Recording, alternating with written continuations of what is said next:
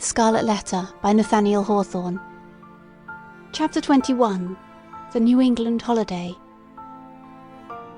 Betimes in the morning of the day on which the new governor was to receive his office at the hands of the people, Hester Prynne and little Pearl came into the market-place. It was already thronged with the craftsmen and other plebeian inhabitants of the town in considerable numbers, among whom, likewise, were many rough figures, whose attire of deerskins marked them as belonging to some of the forest settlements which surrounded the little metropolis of the colony. On this public holiday, as on all other occasions for 7 years past, Hester was clad in a garment of coarse grey cloth. Not more by its hue than by some indescribable peculiarity in its fashion, it had the effect of making her fade personally out of sight and outline, while again the Scarlet Letter brought her back from this twilight indistinctness, and revealed her under the moral aspect of its own illumination. Her face, so long familiar to the townspeople, showed the marble quietude which they were accustomed to behold there. It was like a mask, or rather, like the frozen calmness of a dead woman's features, owing this dreary resemblance to the fact that Hester was actually dead, in respect to any claim of sympathy, and had departed out of the world with which she still seemed to mingle. It might be, on this one day, that there was an expression unseen before, nor indeed vivid enough to be detected now, unless some preternaturally gifted observer should have first read the heart, and have afterwards sought a corresponding development in the countenance and mien. Such a spiritual seer might have conceived that after sustaining the gaze of the multitude through 7 miserable years as a necessity, a penance, and something which it was now a stern religion to endure, she now, for one last time more, encountered it freely and voluntarily, in order to convert what had so long been agony into a kind of triumph. Look your last on the Scarlet Letter and its wearer, the people's victim and lifelong bond-slave, as they fancied her, might say to them. Yet a little while, and she will be beyond your reach. A few hours longer, and the deep, mysterious ocean will quench and hide for ever the symbol which ye have caused to burn upon her bosom. Nor were it an inconstancy too improbable to be assigned to human nature, should we suppose a feeling of regret in Hester's mind, at the moment when she was about to win her freedom from the pain which had been thus deeply incorporated with her being. Might there not be an irresistible desire to quaff a last, long, breathless draught of the cup of wormwood and aloes, with which nearly all her years of womanhood had been perpetually flavoured? The wine of life, henceforth to be presented to her lips, must be indeed rich, delicious, and exhilarating in its chaste and golden beaker, or else leave an inevitable and weary languor after the lees of bitterness wherewith she had been drugged, as with a cordial of intensest potency. Pearl was decked out with airy gaiety. It would have been impossible to guess that this bright and sunny apparition owed its existence to the shape of gloomy grey, or that a fancy, at once so gorgeous and so delicate as must have been requisite to contrive the child's apparel, was the same that had achieved a task perhaps more difficult, in imparting so distinct a peculiarity to Hester's simple robe. The dress, so proper was it to little Pearl, seemed an effluence, or inevitable development and outward manifestation of her character, no more to be separated from her than the many-hued brilliancy from a butterfly's wing, or the painted glory from the leaf of a bright flower. As with these, so with the child, her garb was all of one idea with her nature. On this eventful day, moreover, there was a certain singular inquietude and excitement in her mood, resembling nothing so much as the shimmer of a diamond, that sparkles and flashes with the varied throbbings of the breast on which it is displayed. Children have always a sympathy in the agitations of those connected with them, always especially a sense of any trouble or impending revolution, of whatever kind, in domestic circumstances, and therefore Pearl, who was the gem on her mother's unquiet bosom, betrayed, by the very dance of her spirits, the emotions which none could detect in the marble passiveness of Hester's brow. This effervescence made her flit with a bird-like movement rather than walk by her mother's side. She broke continually into shouts of a wild, inarticulate, and sometimes piercing music. When they reached the market-place, she became still more restless on perceiving the stir and bustle that enlivened the spot, for it was usually more like the broad and lonesome green before a village meeting-house than the centre of a town's business. "Why, what is this, mother?" cried she. "Wherefore have all the people left their work to-day? Is it a play-day for the whole world? See, there is the blacksmith. He has washed his sooty face and put on his Sabbath-day clothes, and looks as if he would gladly be merry, if any kind body would only teach him how. And there is Master Brackett, the old jailer, nodding and smiling at me. Why does he do so, mother?" "He remembers thee a little babe, my child," answered Hester. "He should not nod and smile at me for all that, the black, grim, ugly-eyed old man," said Pearl. "He may nod at thee if he will, for thou art clad in grey and wearest the scarlet letter. But see, mother, how many faces of strange people, and Indians among them, and sailors! What have they all come to do here in the market-place?" "They wait to see the procession pass," said Hester.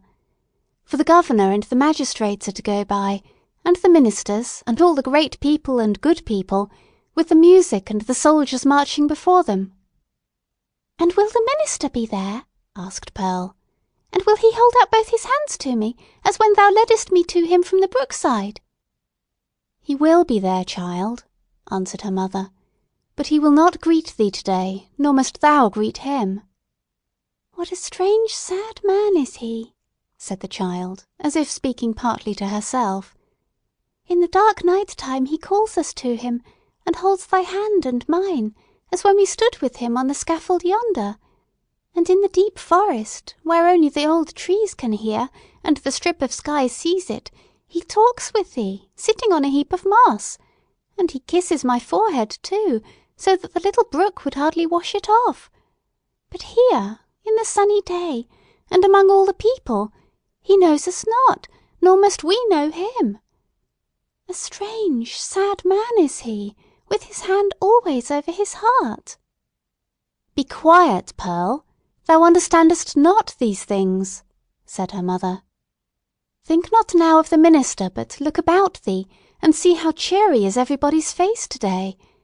The children have come from their schools, and the grown people from their workshops and their fields, on purpose to be happy. For to-day a new man is beginning to rule over them, and so, as has been the custom of mankind ever since a nation was first gathered, they make merry and rejoice, as if a good and golden year were at length to pass over the poor old world." It was as Hester said, in regard to the unwonted jollity that brightened the faces of the people. Into this festal season of the year, as it already was and continued to be during the greater part of 2 centuries, the Puritans compressed whatever mirth and public joy they deemed allowable to human infirmity, thereby so far dispelling the customary cloud that, for the space of a single holiday, they appeared scarcely more grave than most other communities at a period of general affliction. But we perhaps exaggerate the grey or sable tinge which undoubtedly characterized the mood and manners of the age. The persons now in the market-place of Boston had not been born to an inheritance of puritanic gloom. They were native Englishmen, whose fathers had lived in the sunny richness of the Elizabethan epoch, a time when the life of England, viewed as one great mass, would appear to have been as stately, magnificent, and joyous as the world has ever witnessed. Had they followed their hereditary taste, the New England settlers would have illustrated all events of public importance by bonfires, banquets, pageantries, and processions. Nor would it have been impracticable, in the observance of majestic ceremonies, to combine mirthful recreation with solemnity, and give, as it were, a grotesque and brilliant embroidery to the great robe of state, which a nation, at such festivals, puts on. There was some shadow of an attempt of this kind in the mode of celebrating the day on which the political year of the colony commenced. The dim reflection of a remembered splendour, a colourless and manifold diluted repetition of what they had beheld in proud old London, we will not say at a royal coronation, but at a Lord Mayor's show, might be traced in the customs which our forefathers instituted with reference to the annual installation of magistrates. The fathers and founders of the Commonwealth, the statesman, the priest, and the soldier, deemed it a duty then to assume the outward state and majesty, which, in accordance with antique style, was looked upon as the proper garb of public or social eminence. All came forth to move in procession before the people's eye, and thus impart a needed dignity to the simple framework of a government so newly constructed.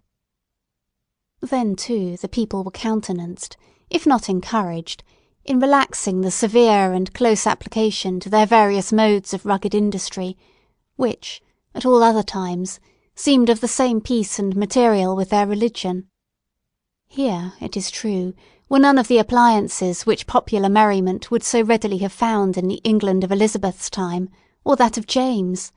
No rude shows of a theatrical kind, no minstrel with his harp and legendary ballad, nor gleeman with an ape dancing to his music, no juggler with his tricks of mimic witchcraft, no merry Andrew to stir up the multitude with jests, perhaps hundreds of years old, but still effective, by their appeals to the very broadest sources of mirthful sympathy.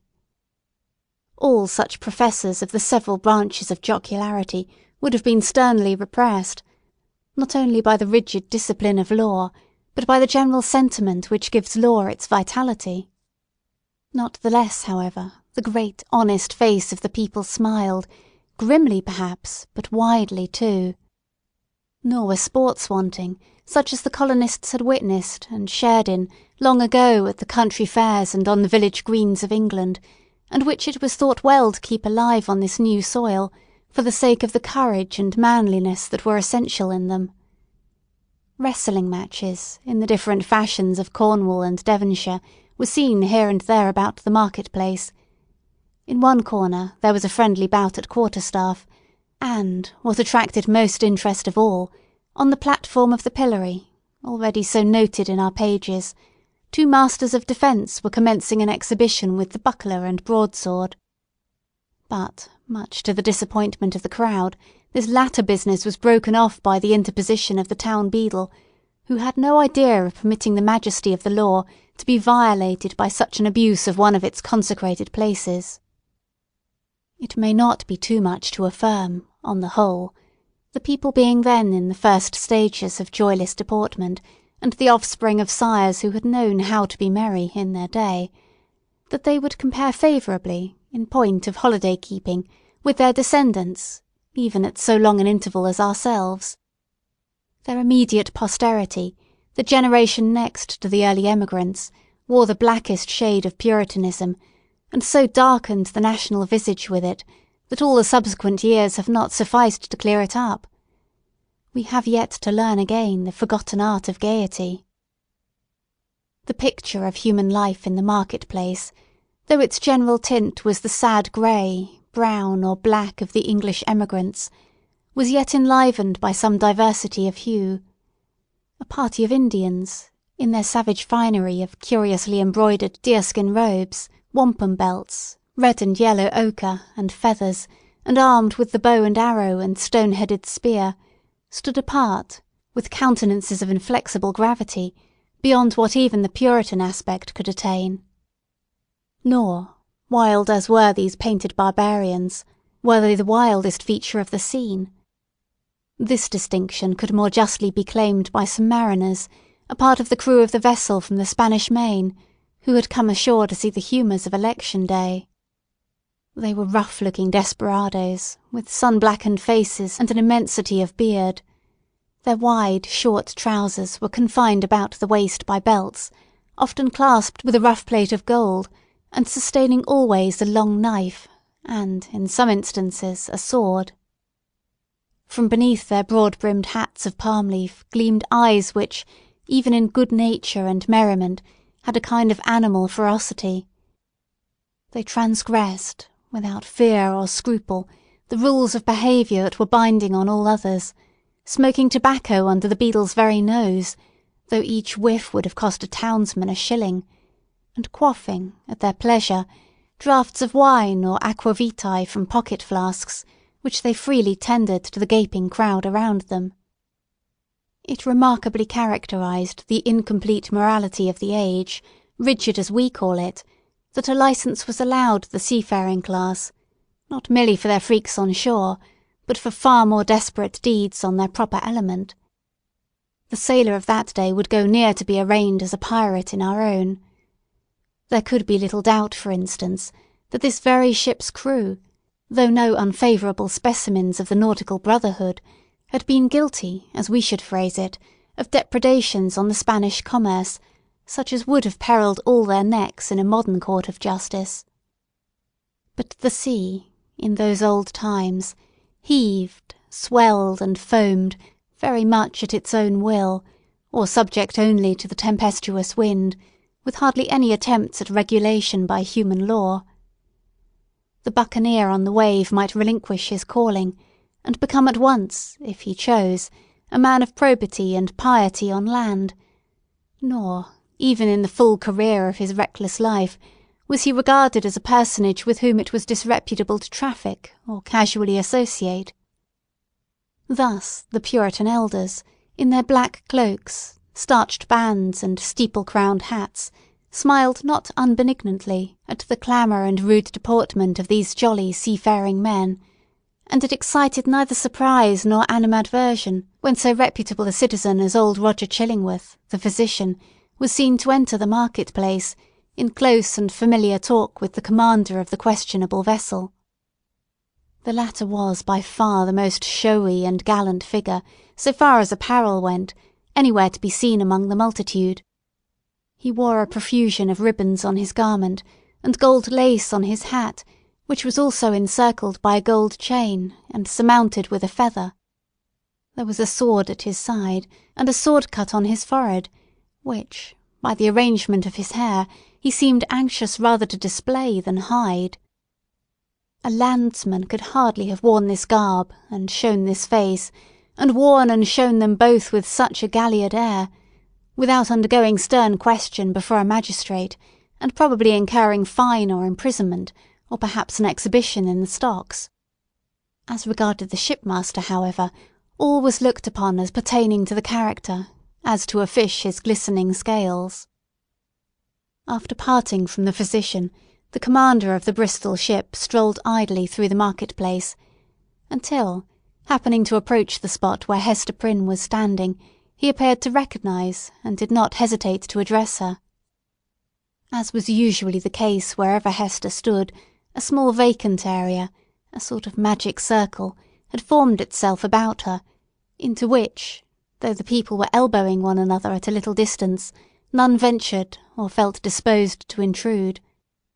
It was a forcible type of the moral solitude in which the scarlet letter enveloped its fated wearer, partly by her own reserve, and partly by the instinctive, though no longer so unkindly, withdrawal of her fellow creatures.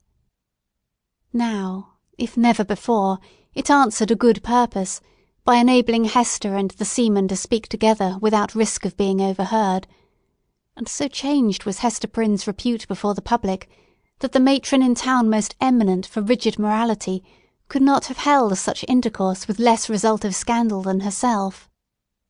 "So, mistress," said the mariner, "I must bid the steward make ready one more berth than you bargained for.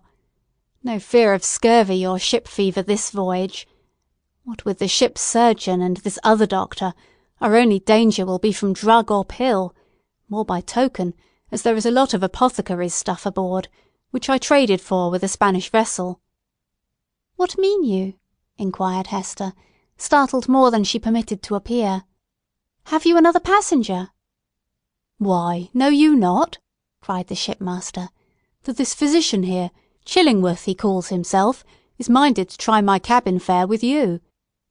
Ay, ay, you must have known it, for he tells me he is of your party, and a close friend to the gentleman you spoke of, he that is in peril from these sour old Puritan rulers." "They know each other well indeed," replied Hester, with a mien of calmness, though in the utmost consternation. "They have long dwelt together."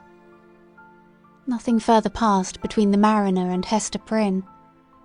But, at that instant, she beheld old Roger Chillingworth himself, standing in the remotest corner of the market-place, and smiling on her.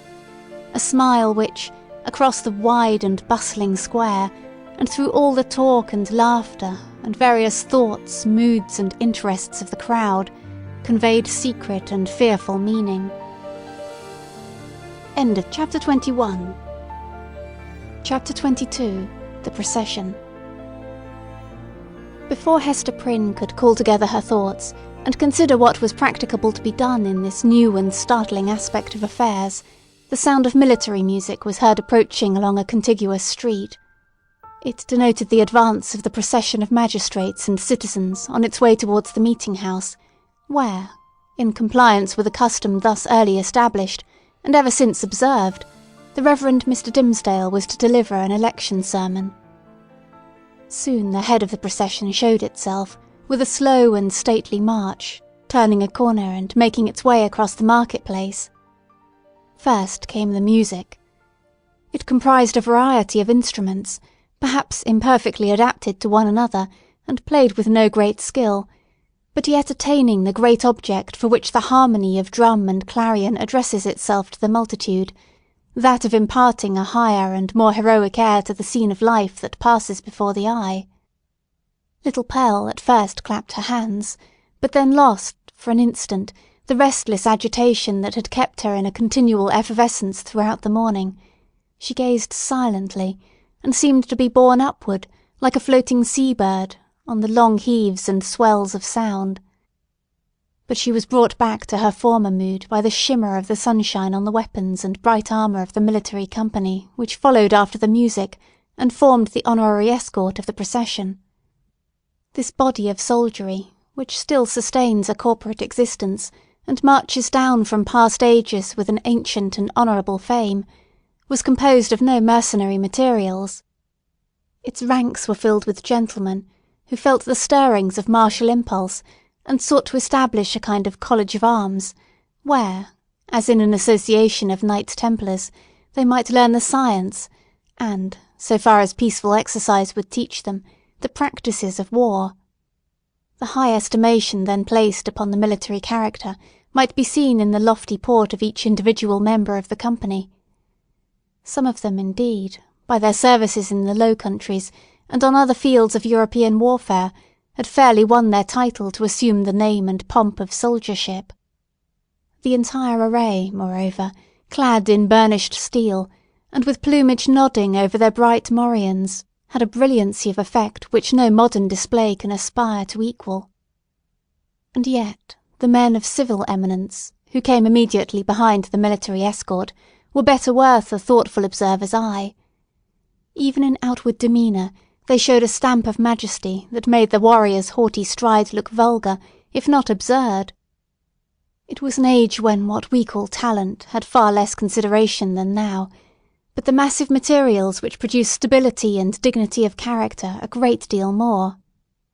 The people possessed, by hereditary right, the quality of reverence, which, in their descendants, if it survive at all, exists in smaller proportion, and with a vastly diminished force, in the selection and estimate of public men.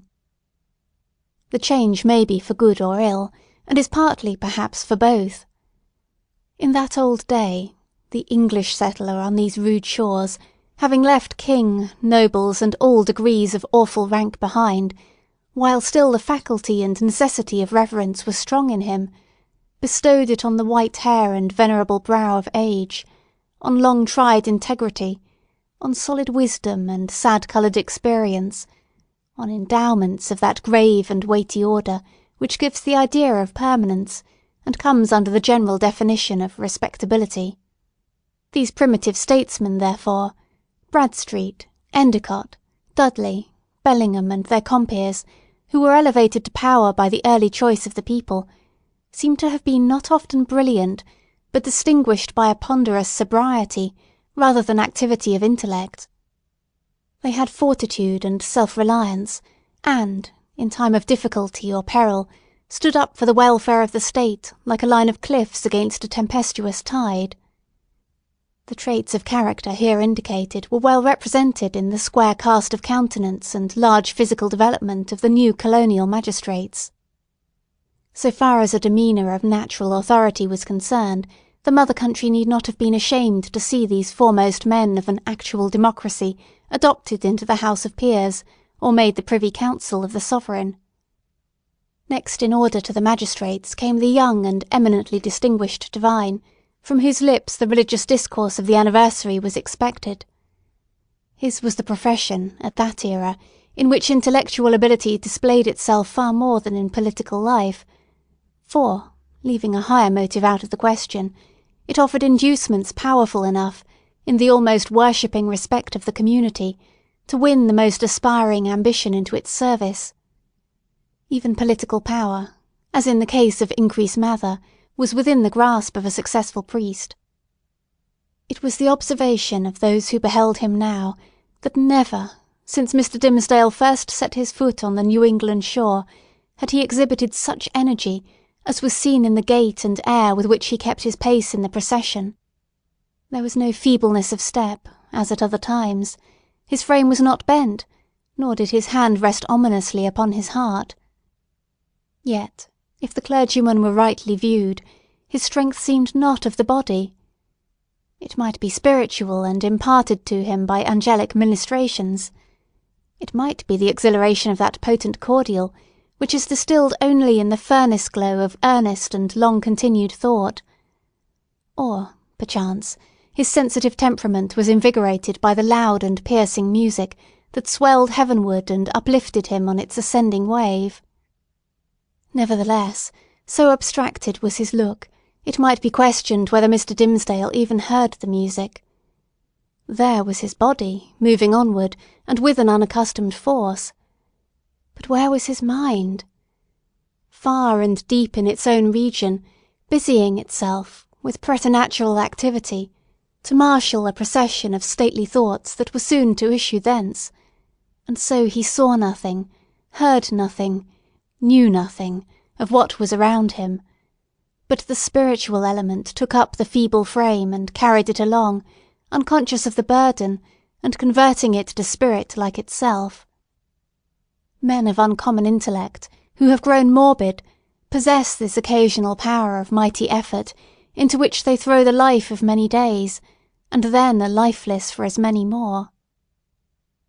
Hester Prynne, gazing steadfastly at the clergyman, felt a dreary influence come over her, but wherefore or whence she knew not, unless that he seemed so remote from her own sphere, and utterly beyond her reach. One glance of recognition, she had imagined, must needs pass between them. She thought of the dim forest, with its little dell of solitude, and love, and anguish, and the mossy tree-trunk, where, sitting hand in hand, they had mingled their sad and passionate talk with the melancholy murmur of the brook. How deeply had they known each other then? And was this the man? She hardly knew him now. He, moving proudly past, enveloped as it were in the rich music, with the procession of majestic and venerable fathers. He, so unattainable in his worldly position, and still more so in that far vista of his unsympathizing thoughts through which she now beheld him. Her spirit sank with the idea that all must have been a delusion, and that, vividly as she had dreamed it, there could be no real bond betwixt the clergyman and herself.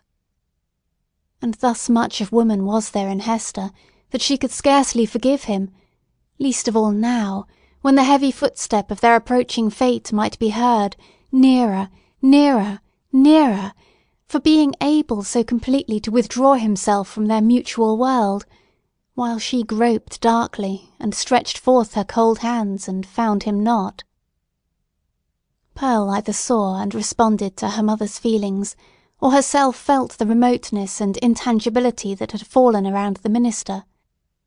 While the procession passed, the child was uneasy, fluttering up and down, like a bird on the point of taking flight. When the whole had gone by, she looked up into Hester's face. "Mother," said she, "was that the same minister that kissed me by the brook?" "Hold thy peace, dear little Pearl," whispered her mother. "We must not always talk in the market-place of what happens to us in the forest." "I could not be sure that it was he, so strange he looked," continued the child.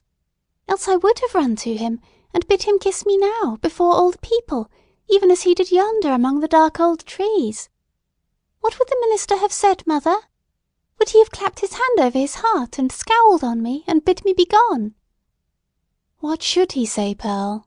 answered Hester, "save that it was no time to kiss, and that kisses are not to be given in the market-place. Well for thee, foolish child, that thou didst not speak to him." Another shade of the same sentiment, in reference to Mr. Dimmesdale, was expressed by a person whose eccentricities, or insanity as we should term it, led her to do what few of the townspeople would have ventured on, to begin a conversation with the wearer of the scarlet letter in public. It was Mistress Hibbins, who, arrayed in great magnificence, with a triple ruff, a broidered stomacher, a gown of rich velvet, and a gold-headed cane, had come forth to see the procession. As this ancient lady had the renown, which subsequently cost her no less a price than her life, of being a principal actor in all the works of necromancy that were continually going forward, the crowd gave way before her, and seemed to fear the touch of her garment, as if it carried the plague among its gorgeous folds. Seen in conjunction with Hester Prynne, kindly as so many now felt towards the latter, the dread inspired by Mistress Hibbins was doubled, and caused a general movement from that part of the market-place in which the two women stood. "Now, what mortal imagination could conceive it?" whispered the old lady confidentially to Hester. "Yonder divine man, that saint on earth, as the people uphold him to be, and as, I must needs say, he really looks. Who now, that saw him pass in the procession, would think how little while it is since he went forth out of his study, chewing a Hebrew text of Scripture in his mouth, I warrant, to take an airing in the forest? Aha! We know what that means, Hester Prynne. But truly, forsooth, I find it hard to believe him the same man. Many a church member saw I, walking behind the music, that has danced in the same measure with me, when somebody was fiddler, and, it might be, an Indian powwow or a Lapland wizard changing hands with us. That is but a trifle when a woman knows the world. But this minister! Couldst thou surely tell, Hester, whether he was the same man that encountered thee on the forest path?" "Madam, I know not of what you speak," answered Hester Prynne, feeling Mistress Hibbins to be of infirm mind, yet strangely startled and awe-stricken by the confidence with which she affirmed a personal connection between so many persons, herself among them, and the evil one. "It is not for me to talk lightly of a learned and pious minister of the word like the Reverend Mr. Dimmesdale." "Fie, woman, fie!" cried the old lady, shaking her finger at Hester. "Dost thou think I have been to the forest so many times, and have yet no skill to judge who else has been there? Yea, though no leaf of the wild garlands, which they wore while they danced, be left in their hair. I know thee, Hester, for I behold the token. We may all see it in the sunshine, and it glows like a red flame in the dark. Thou wearest it openly, so there need be no question about that. But this minister! Let me tell thee, in thine ear. When the black man sees one of his own servants, signed and sealed, so shy of owning to the bond as is the Reverend Mr. Dimmesdale, he hath a way of ordering matters so that the mark shall be disclosed in open daylight to the eyes of all the world. What is it that the minister seeks to hide, with his hand always over his heart? Ha, Hester Prynne!" "What is it, good Mistress Hibbins?" eagerly asked little Pearl. "Hast thou seen it?" "No matter, darling," responded Mistress Hibbins, making Pearl a profound reverence. "Thou thyself wilt see it, one time or another. They say, child, thou art of the lineage of the Prince of Air. Wilt thou ride with me, some fine night, to see thy father? Then thou shalt know wherefore the minister keeps his hand over his heart." Laughing so shrilly that all the market-place could hear her, the weird old gentlewoman took her departure. By this time the preliminary prayer had been offered in the meeting-house, and the accents of the Reverend Mr. Dimmesdale were heard commencing his discourse. An irresistible feeling kept Hester near the spot. As the sacred edifice was too much thronged to admit another auditor, she took up her position close beside the scaffold of the pillory. It was in sufficient proximity to bring the whole sermon to her ears, in the shape of an indistinct but varied murmur and flow of the minister's very peculiar voice. This vocal organ was in itself a rich endowment, insomuch that a listener, comprehending nothing of the language in which the preacher spoke, might still have been swayed to and fro by the mere tone and cadence. Like all other music, it breathed passion and pathos, and emotions high or tender, in a tongue native to the human heart, wherever educated. Muffled as the sound was by its passage through the church walls, Hester Prynne listened with such intentness, and sympathised so intimately, that the sermon had throughout a meaning for her, entirely apart from its indistinguishable words.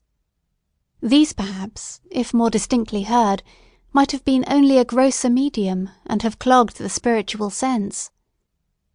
Now she caught the low undertone, as of the wind sinking down to repose itself, then ascended with it, as it rose through progressive gradations of sweetness and power, until its volume seemed to envelop her with an atmosphere of awe and solemn grandeur. And yet, majestic as the voice sometimes became, there was for ever in it an essential character of plaintiveness. A loud or low expression of anguish, the whisper or the shriek, as it might be conceived, of suffering humanity, that touched a sensibility in every bosom. At times this deep strain of pathos was all that could be heard, and scarcely heard, sighing amid a desolate silence. But even when the minister's voice grew high and commanding, when it gushed irrepressibly upward, when it assumed its utmost breadth and power, so overfilling the church as to burst its way through the solid walls, and diffuse itself in the open air, still, if the auditor listened intently, and for the purpose, he could detect the same cry of pain. What was it? The complaint of a human heart, sorrow-laden, perchance guilty, telling its secret, whether of guilt or sorrow, to the great heart of mankind, beseeching its sympathy or forgiveness, at every moment, in each accent, and never in vain. It was this profound and continual undertone that gave the clergyman his most appropriate power. During all this time Hester stood, statue-like, at the foot of the scaffold. If the minister's voice had not kept her there would nevertheless have been an inevitable magnetism in that spot, whence she dated the first hour of her life of ignominy. There was a sense within her, too ill-defined to be made a thought, but weighing heavily on her mind, that her whole orb of life, both before and after, was connected with this spot, as with the one point that gave it unity. Little Pearl, meanwhile, had quitted her mother's side, and was playing at her own will about the market-place. She made the sombre crowd cheerful by her erratic and glistening ray, even as a bird of bright plumage illuminates a whole tree of dusky foliage by darting to and fro, half seen and half concealed amid the twilight of the clustering leaves. She had an undulating, but oftentimes a sharp and irregular movement. It indicated the restless vivacity of her spirit, which today was doubly indefatigable in its tiptoe dance, because it was played upon and vibrated with her mother's disquietude. Whenever Pearl saw anything to excite her ever-active and wandering curiosity, she flew thitherward, and, as we might say, seized upon that man or thing as her own property, so far as she desired it, but without yielding the minutest degree of control over her motions in requital. The Puritans looked on, and, if they smiled, were none the less inclined to pronounce the child a demon offspring, from the indescribable charm of beauty and eccentricity that shone through her little figure, and sparkled with its activity. She ran and looked the wild Indian in the face, and he grew conscious of a nature wilder than his own. Thence, with native audacity, but still with a reserve as characteristic, she flew into the midst of a group of mariners, the swarthy-cheeked wild men of the ocean, as the Indians were of the land, and they glanced wonderingly and admiringly at Pearl, as if a flake of the sea foam had taken the shape of a little maid, and were gifted with a soul of the sea fire that flashes beneath the prow in the night time. One of these seafaring men, the shipmaster indeed who had spoken to Hester Prynne, was so smitten with Pearl's aspect that he attempted to lay hands upon her with purpose to snatch a kiss. Finding it as impossible to touch her as to catch a humming-bird in the air, he took from his hat the gold chain that was twisted about it, and threw it to the child.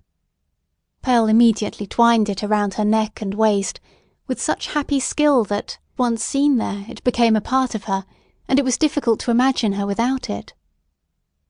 "Thy mother is yonder woman with the scarlet letter," said the seaman. "Wilt thou carry her a message from me?" "If the message pleases me, I will," answered Pearl.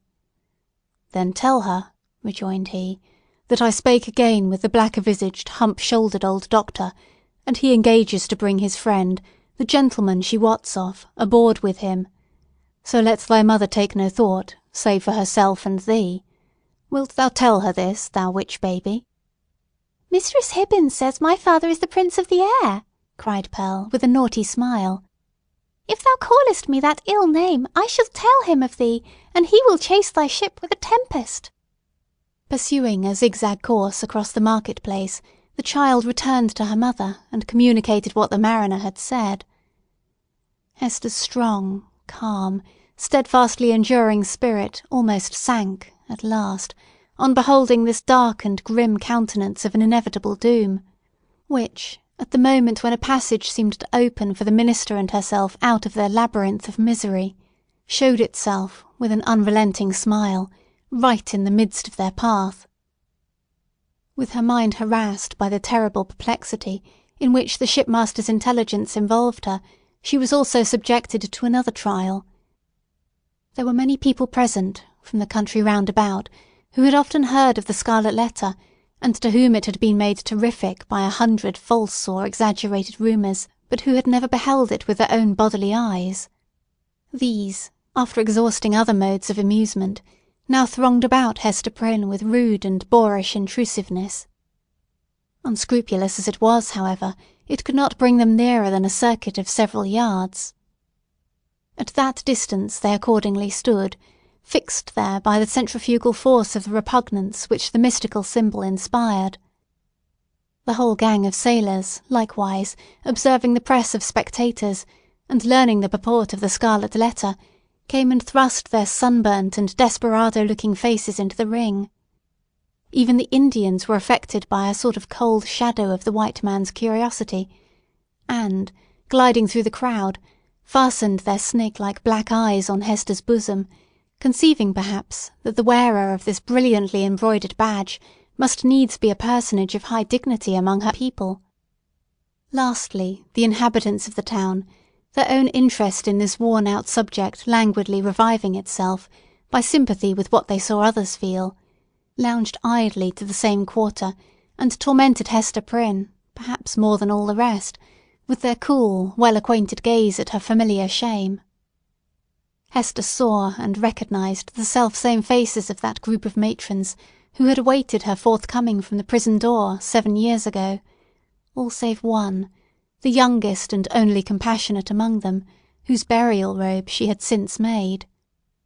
At the final hour, when she was so soon to fling aside the burning letter, it had strangely become the centre of more remark and excitement, and was thus made to sear her breast more painfully than at any time since the first day she put it on.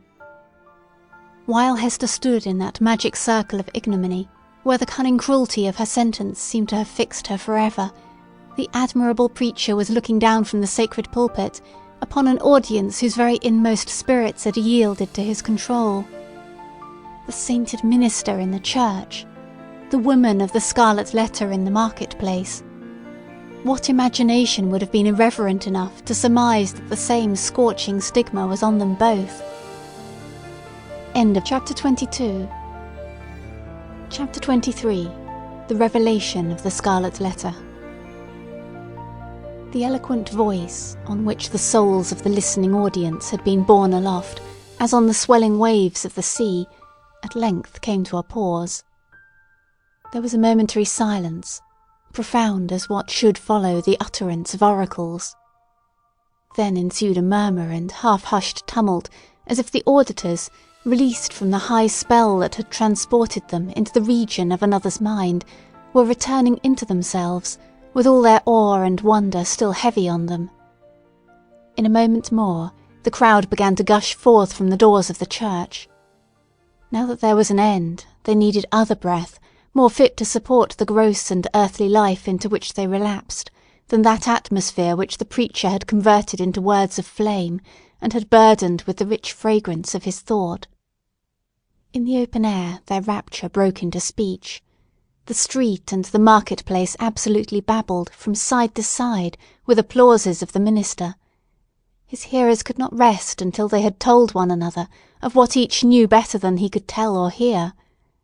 According to their united testimony, never had man spoken in so wise, so high, and so holy a spirit as he that spake this day, nor had inspiration ever breathed through mortal lips more evidently than it did through his. Its influence could be seen, as it were, descending upon him and possessing him, and continually lifting him out of the written discourse that lay before him, and filling him with ideas that must have been as marvellous to himself as to his audience. His subject, it appeared, had been the relation between the deity and the communities of mankind, with a special reference to the New England which they were here planting in the wilderness. And, as he drew towards the close, a spirit as of prophecy had come upon him, constraining him to its purpose as mightily as the old prophets of Israel were constrained, only with this difference, that, whereas the Jewish seers had denounced judgments and ruin on their country, it was his mission to foretell a high and glorious destiny for the newly gathered people of the Lord. But, throughout it all, and through the whole discourse, there had been a certain deep, sad undertone of pathos, which could not be interpreted otherwise than as the natural regret of one soon to pass away. Yes, their minister whom they so loved, and who so loved them all that he could not depart heavenward without a sigh, had the foreboding of untimely death upon him, and would soon leave them in their tears. This idea of his transitory stay on earth gave the last emphasis to the effect which the preacher had produced. It was as if an angel, in his passage to the skies, had shaken his bright wings over the people for an instant, at once a shadow and a splendour, and had shed down a shower of golden truths upon them. Thus there had come to the Reverend Mr. Dimmesdale, as to most men in their various spheres, though seldom recognised until they see it far behind them, an epoch of life more brilliant and full of triumph than any previous one, or than any which could hereafter be. He stood, at this moment, on the very proudest eminence of superiority, to which the gifts of intellect, rich lore, prevailing eloquence, and a reputation of whitest sanctity could exalt a clergyman in New England's earliest days, when the professional character was of itself a lofty pedestal. Such was the position which the minister occupied, as he bowed his head forward on the cushions of the pulpit at the close of his election sermon. Meanwhile Hester Prynne was standing beside the scaffold of the pillory, with the scarlet letter still burning on her breast. Now was heard again the clangor of the music and the measured tramp of the military escort issuing from the church door. The procession was to be marshalled thence to the town hall, where a solemn banquet would complete the ceremonies of the day. Once more, therefore, the train of venerable and majestic fathers was seen moving through a broad pathway of the people, who drew back reverently on either side, as the governor and magistrates, the old and wise men, the holy ministers, and all that were eminent and renowned, advanced into the midst of them. When they were fairly in the market-place, their presence was greeted by a shout. This, though doubtless it might acquire additional force and volume from the childlike loyalty which the age awarded to its rulers, was felt to be an irrepressible outburst of enthusiasm kindled in the auditors by that high strain of eloquence which was yet reverberating in their ears. Each felt the impulse in himself, and, in the same breath, caught it from his neighbour. Within the church it had hardly been kept down. Beneath the sky it pealed upward to the zenith. There were human beings enough, and enough of highly wrought and symphonious feeling, to produce that more impressive sound than the organ tones of the blast, or the thunder, or the roar of the sea, even that mighty swell of many voices, blended into one great voice by the universal impulse, which makes likewise one vast heart out of the many. Never from the soil of New England had gone up such a shout. Never on New England soil had stood the man so honoured by his mortal brethren as the preacher. How fared it with him, then? Were there not the brilliant particles of a halo in the air about his head? So etherealized by spirit as he was, and so apotheosized by worshipping admirers, did his footsteps in the procession really tread upon the dust of earth? As the ranks of military men and civil fathers moved onward, all eyes were turned towards the point where the minister was seen to approach among them. The shout died into a murmur, as one portion of the crowd after another obtained a glimpse of him. How feeble and pale he looked amid all his triumph! The energy, or say rather, the inspiration which had held him up, until he should have delivered the sacred message that brought its own strength along with it from heaven, was withdrawn, now that it had so faithfully performed its office. The glow, which they had just before beheld burning on his cheek, was extinguished, like a flame that sinks down hopelessly among the late decaying embers. It seemed hardly the face of a man alive, with such a death-like hue. It was hardly a man with life in him, that tottered on his path so nervelessly, yet tottered and did not fall. One of his clerical brethren, it was the venerable John Wilson, observing the state in which Mr. Dimmesdale was left by the retiring wave of intellect and sensibility, stepped forward hastily to offer his support. The minister tremulously but decidedly repelled the old man's arm. He still walked onward, if that movement could be so described, which rather resembled the wavering effort of an infant, with its mother's arms in view, outstretched to tempt him forward. And now, almost imperceptible as were the latter steps of his progress, he had come opposite the well-remembered and weather-darkened scaffold, where, long since, with all that dreary lapse of time between, Hester Prynne had encountered the world's ignominious stare. There stood Hester, holding little Pearl by the hand, and there was the scarlet letter on her breast. The minister here made a pause, although the music still played the stately and rejoicing march to which the procession moved. It summoned him onward, onward to the festival, but here he made a pause. Bellingham, for the last few moments, had kept an anxious eye upon him. He now left his own place in the procession, and advanced to give assistance, judging from Mr. Dimmesdale's aspect that he must otherwise inevitably fall. But there was something in the latter's expression that warned back the magistrate, although a man not readily obeying the vague intimations that pass from one spirit to another. The crowd, meanwhile, looked on with awe and wonder. This earthly faintness was, in their view, only another phase of the minister's celestial strength, nor would it have seemed a miracle too high to be wrought for one so holy, had he ascended before their eyes, waxing dimmer and brighter, and fading at last into the light of heaven. He turned towards the scaffold, and stretched forth his arms. "Hester," said he, "come hither. Come, my little Pearl." It was a ghastly look with which he regarded them, but there was something at once tender and strangely triumphant in it. The child, with the bird-like motion which was one of her characteristics, flew to him, and clasped her arms about his knees. Hester Prynne, slowly, as if impelled by inevitable fate, and against her strongest will, likewise drew near, but paused before she reached him. At this instant, old Roger Chillingworth thrust himself through the crowd, or perhaps, so dark, disturbed, and evil was his look, he rose up out of some nether region, to snatch back his victim from what he sought to do. Be that as it might, the old man rushed forward and caught the minister by the arm. "Madman, hold! What is your purpose?" whispered he. "Wave back that woman! Cast off this child! All shall be well. Do not blacken your fame and perish in dishonour. I can yet save you. Would you bring infamy on your sacred profession?" "Ha, tempter! Methinks thou art too late," answered the minister, encountering his eye, fearfully but firmly. "Thy power is not what it was. With God's help I shall escape thee now."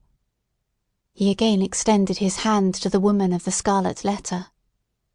"Hester Prynne," cried he, with a piercing earnestness, "in the name of Him, so terrible and so merciful, who gives me grace, at this last moment, to do what, for my own heavy sin and miserable agony, I withheld myself from doing 7 years ago, come hither now, and twine thy strength about me. Thy strength, Hester, but let it be guided by the will which God hath granted me. This wretched and wronged old man is opposing it with all his might, with all his own might and the fiend's. Come, Hester, come, support me up yonder scaffold." The crowd was in a tumult. The men of rank and dignity, who stood more immediately about the clergyman, were so taken by surprise, and so perplexed as to the purport of what they saw, unable to receive the explanation which most readily presented itself, or to imagine any other, that they remained silent and inactive spectators of the judgment which Providence seemed about to work. They beheld the minister, leaning on Hester's shoulder, and supported by her arm around him, approach the scaffold and ascend its steps, while still the little hand of the sin-born child was clasped in his. Old Roger Chillingworth followed, as one intimately connected with the drama of guilt and sorrow in which they had all been actors, and well entitled, therefore, to be present at its closing scene. "Hadst thou sought the whole earth over," said he, looking darkly at the clergyman, "there was no one place so secret, no high place nor lowly place, where thou couldst have escaped me, save on this very scaffold." "Thanks be to Him who hath led me hither," answered the minister. Yet he trembled, and turned to Hester with an expression of doubt and anxiety in his eyes, not the less evidently betrayed that there was a feeble smile upon his lips. "Is not this better," murmured he, "than what we dreamed of in the forest?" "I know not, I know not," she hurriedly replied. "Better? Yea, so we may both die, and little Pearl die with us." "For thee and Pearl, be it as God shall order," said the minister. "And God is merciful. Let me now do the will which He hath made plain before my sight. For Hester, I am a dying man, so let me make haste to take my shame upon me." Partly supported by Hester Prynne, and holding one hand of little Pearl's, the Reverend Mr. Dimmesdale turned to the dignified and venerable rulers, to the holy ministers who were his brethren, to the people, whose great heart was thoroughly appalled, yet overflowing with tearful sympathy, as knowing that some deep life-matter, which, if full of sin, was full of anguish and repentance likewise, was now to be laid open to them. The sun, but little past its meridian, shone down upon the clergyman, and gave a distinctness to his figure, as he stood out from all the earth, to put in his plea of guilty at the bar of eternal justice. "People of New England," cried he, with a voice that rose over them, high, solemn, and majestic, yet had always a tremor through it, and sometimes a shriek, struggling up out of a fathomless depth of remorse and woe. "Ye that have loved me, ye that have deemed me holy, behold me here, the one sinner of the world. At last, at last! I stand upon the spot where, 7 years since, I should have stood, here with this woman, whose arm, more than the little strength wherewith I have crept hitherward, sustains me, at this dreadful moment, from grovelling down upon my face. Lo, the scarlet letter which Hester wears! Ye have all shuddered at it. Wherever her walk hath been, wherever, so miserably burdened, she might have hoped to find repose, it hath cast a lurid gleam of awe and horrible repugnance round about her. But there stood one in the midst of you, at whose brand of sin and infamy ye have not shuddered." It seemed, at this point, as if the minister must leave the remainder of his secret undisclosed. But he fought back the bodily weakness, and still more the faintness of heart, that was striving for the mastery with him. He threw off all assistance, and stepped passionately forward a pace before the woman and the child. "It was on him," he continued, with a kind of fierceness, so determined was he to speak out the whole. "God's eye beheld it. The angels were forever pointing at it. The devil knew it well, and fretted it continually with the touch of his burning finger. But he hid it cunningly from men, and walked among you with the mien of a spirit, mournful, because so pure in a sinful world, and sad, because he missed his heavenly kindred. Now, at the death hour, he stands up before you. He bids you look again at Hester's scarlet letter. He tells you that, with all its mysterious horror, it is but the shadow of what he bears on his own breast, and that even this, his own red stigma, is no more than the type of what has seared his inmost heart. Stand any here that question God's judgment on a sinner. Behold, behold a dreadful witness of it." With a convulsive motion he tore away the ministerial band from before his breast. It was revealed. But it were irreverent to describe that revelation. For an instant the gaze of the horror-stricken multitude was concentrated on the ghastly miracle, while the minister stood, with a flush of triumph in his face, as one who in the crisis of acutest pain had won a victory. Then down he sank upon the scaffold. Hester partly raised him, and supported his head against her bosom. Old Roger Chillingworth knelt down beside him, with a blank, dull countenance, out of which the life seemed to have departed. "Thou hast escaped me," he repeated more than once. "Thou hast escaped me." "May God forgive thee," said the minister. "Thou too hast deeply sinned." He withdrew his dying eyes from the old man, and fixed them on the woman and the child. "My little Pearl," said he feebly, and there was a sweet and gentle smile over his face, as of a spirit sinking into deep repose. Nay, now that the burden was removed, it seemed almost as if he would be sportive with the child. "Dear little Pearl, wilt thou kiss me now? Thou wouldst not yonder in the forest, but now thou wilt." Pearl kissed his lips. A spell was broken.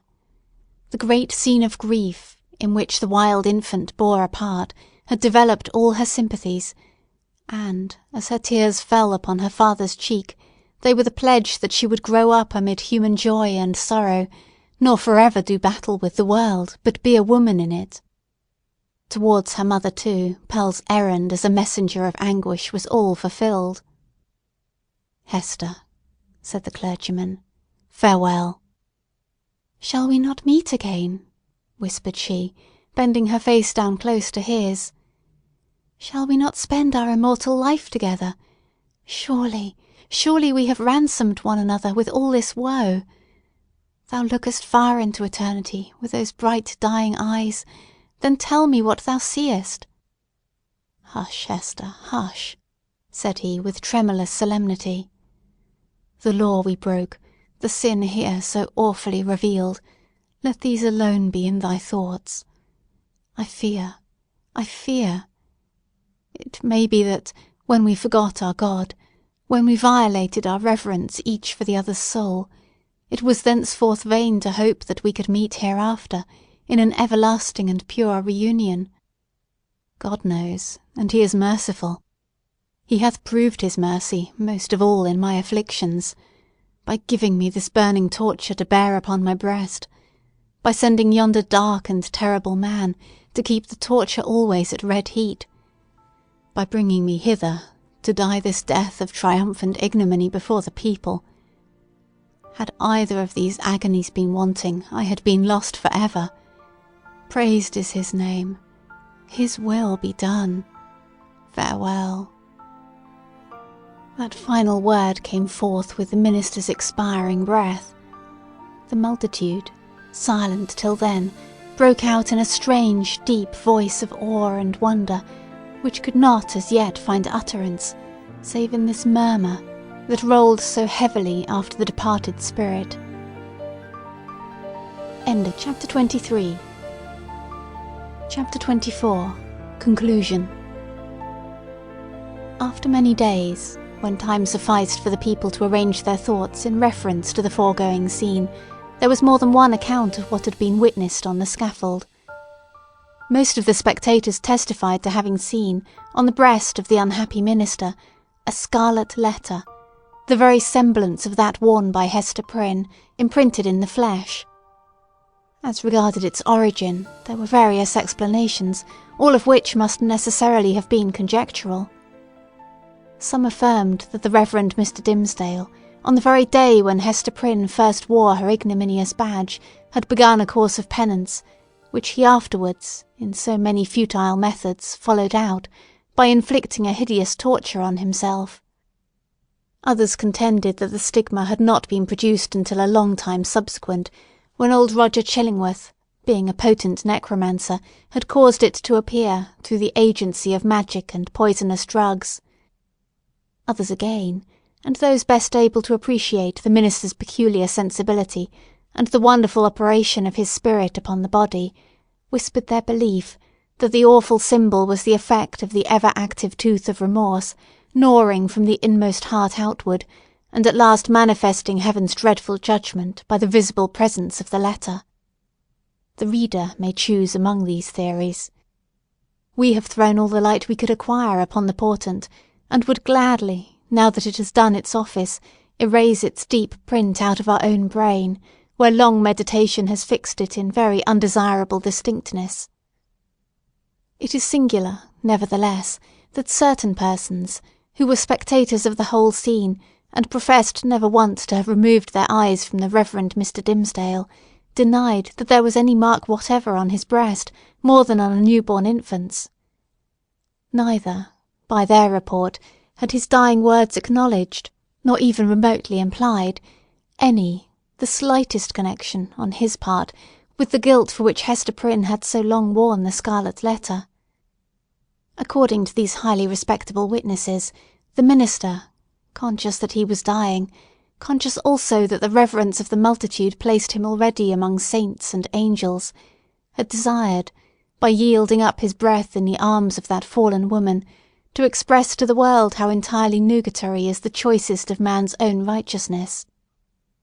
After exhausting life in his efforts for mankind's spiritual good, he had made the manner of his death a parable, in order to impress on his admirers the mighty and mournful lesson that, in the view of infinite purity, we are sinners all alike. It was to teach them that the holiest among us has but attained so far above his fellows as to discern more clearly the mercy which looks down, and repudiate more utterly the phantom of human merit, which would look aspiringly upward. Without disputing a truth so momentous, we must be allowed to consider this version of Mr. Dimmesdale's story as only an instance of that stubborn fidelity with which a man's friends, and especially a clergyman's, will sometimes uphold his character, when proofs, clear as the midday sunshine on the scarlet letter, establish him a false and sin-stained creature of the dust. The authority which we have chiefly followed, a manuscript of old date, drawn up from the verbal testimony of individuals, some of whom had known Hester Prynne, while others had heard the tale from contemporary witnesses, fully confirms the view taken in the foregoing pages. Among many morals which press upon us from the poor minister's miserable experience, we put only this into a sentence: Be true, be true, be true, show freely to the world, if not your worst, yet some trait whereby the worst may be inferred. Nothing was more remarkable than the change which took place, almost immediately after Mr. Dimmesdale's death, in the appearance and demeanour of the old man known as Roger Chillingworth. All his strength and energy, all his vital and intellectual force, seemed at once to desert him, insomuch that he positively withered up, shrivelled away, and almost vanished from mortal sight, like an uprooted weed that lies wilting in the sun. This unhappy man had made the very principle of his life to consist in the pursuit and systematic exercise of revenge, and when, by its completest triumph and consummation, that evil principle was left with no further material to support it, when, in short, there was no more devil's work on earth for him to do, it only remained for the unhumanized mortal to betake himself whither his master would find him tasks enough, and pay him his wages duly. But to all these shadowy beings, so long our near acquaintances, as well Roger Chillingworth as his companions, we would fain be merciful. It is a curious subject of observation and inquiry, whether hatred and love be not the same thing at bottom. Each, in its utmost development, supposes a high degree of intimacy and heart-knowledge. Each renders one individual dependent for the food of his affections and spiritual life upon another. Each leaves the passionate lover, or the no less passionate hater, forlorn and desolate by the withdrawal of his subject. Philosophically considered, therefore, the two passions seem essentially the same, except that one happens to be seen in a celestial radiance, and the other in a dusky and lurid glow. In the spiritual world, the old physician and the minister, mutual victims as they have been, may, unawares, have found their earthly stock of hatred and antipathy transmuted into golden love. Leaving this discussion apart, we have a matter of business to communicate to the reader. At old Roger Chillingworth's decease, which took place within the year, and by his last will and testament, of which Governor Bellingham and the Reverend Mr. Wilson were executors, he bequeathed a very considerable amount of property, both here and in England, to little Pearl, the daughter of Hester Prynne. So Pearl, the elf child, the demon offspring, as some people, up to that epoch, persisted in considering her, became the richest heiress of her day in the New World. Not improbably, this circumstance wrought a very material change in the public estimation, and, had the mother and child remained here, little Pearl, at a marriageable period of life, might have mingled her wild blood with the lineage of the devoutest Puritan among them all. But, in no long time after the physician's death, the wearer of the scarlet letter disappeared, and Pearl along with her. For many years, though a vague report would now and then find its way across the sea, like a shapeless piece of driftwood tossed ashore, with the initials of a name upon it, yet no tidings of them unquestionably authentic were received. The story of the scarlet letter grew into a legend. Its spell, however, was still potent, and kept the scaffold awful where the poor minister had died, and likewise the cottage by the seashore where Hester Prynne had dwelt. Near this latter spot, one afternoon, some children were at play, when they beheld a tall woman, in a grey robe, approach the cottage door. In all those years it had never once been opened, but either she unlocked it, or the decaying wood and iron yielded to her hand, or she glided shadow-like through these impediments, and, at all events, went in. On the threshold she paused, turned partly round, for, perchance, the idea of entering alone and also changed, the home of so intense a former life, was more dreary and desolate than even she could bear.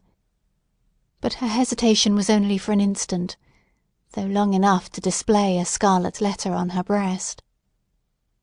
And Hester Prynne had returned, and taken up her long-forsaken shame. But where was little Pearl? If still alive, she must now have been in the flush and bloom of early womanhood. None knew, nor ever learned with the fullness of perfect certainty, whether the elf-child had gone thus untimely to a maiden grave, or whether her wild, rich nature had been softened and subdued, and made capable of a woman's gentle happiness. But, through the remainder of Hester's life, there were indications that the recluse of the scarlet letter was the object of love and interest, with some inhabitant of another land. Letters came, with armorial seals upon them, though of bearings unknown to English heraldry. In the cottage there were articles of comfort and luxury such as Hester never cared to use, but which only wealth could have purchased and affection have imagined for her. There were trifles, too, little ornaments, beautiful tokens of a continual remembrance, that must have been wrought by delicate fingers at the impulse of a fond heart. And once Hester was seen embroidering a baby garment with such a lavish richness of golden fancy as would have raised a public tumult had any infant, thus apparelled, been shown to our sombre-hued community. In fine, the gossips of that day believed, and Mr. Surveyor Pugh, who made investigations a century later, believed, and one of his recent successors in office, moreover, faithfully believes, that Pearl was not only alive, but married, and happy, and mindful of her mother, and that she would most joyfully have entertained that sad and lonely mother at her fireside. But there was a more real life for Hester Prynne here, in New England, than in that unknown region where Pearl had found a home. Here had been her sin, here her sorrow, and here was yet to be her penitence. She had returned, therefore, and resumed, of her own free will, for not the sternest magistrate of that iron period would have imposed it, resumed the symbol of which we have related so dark a tale. Never afterwards did it quit her bosom. But, in the lapse of the toilsome, thoughtful, and self-devoted years that made up Hester's life, the Scarlet Letter ceased to be a stigma which attracted the world's scorn and bitterness, and became a type of something to be sorrowed over, and looked upon with awe, yet with reverence too. And, as Hester Prynne had no selfish ends, nor lived in any measure for her own profit and enjoyment, people brought all their sorrows and perplexities, and besought her counsel, as one who had herself gone through a mighty trouble. Women, more especially, in the continually recurring trials of wounded, wasted, wronged, misplaced, or erring and sinful passion, or with the dreary burden of a heart unyielded, because unvalued and unsought, came to Hester's cottage, demanding why they were so wretched and what the remedy. Hester comforted and counselled them as best she might. She assured them too of her firm belief that, at some brighter period, when the world should have grown ripe for it, in Heaven's own time, a new truth would be revealed, in order to establish the whole relation between man and woman on a surer ground of mutual happiness.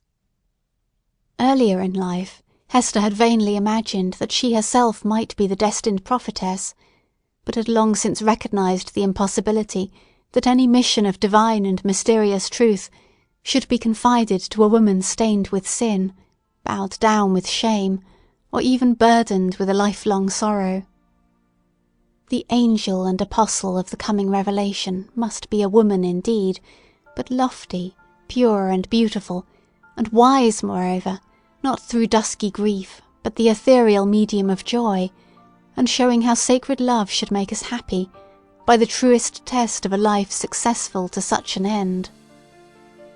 So said Hester Prynne, and glanced her sad eyes downward at the Scarlet Letter. And after many, many years, a new grave was delved, near an old and sunken one, in that burial ground beside which King's Chapel has since been built. It was near that old and sunken grave, yet with a space between, as if the dust of the two sleepers had no right to mingle. Yet one tombstone served for both. All around there were monuments carved with armorial bearings, and on this simple slab of slate, as the curious investigator may still discern, and perplex himself with the purport, there appeared the semblance of an engraved escutcheon. It bore a device, a herald's wording of what might serve for a motto, and brief description of our now concluded legend, so sombre is it, and relieved only by one ever-glowing point of light gloomier than the shadow. On a field, sable, the letter A, gules. End of chapter 24. End of The Scarlet Letter by Nathaniel Hawthorne. Read by Corrie Samuel.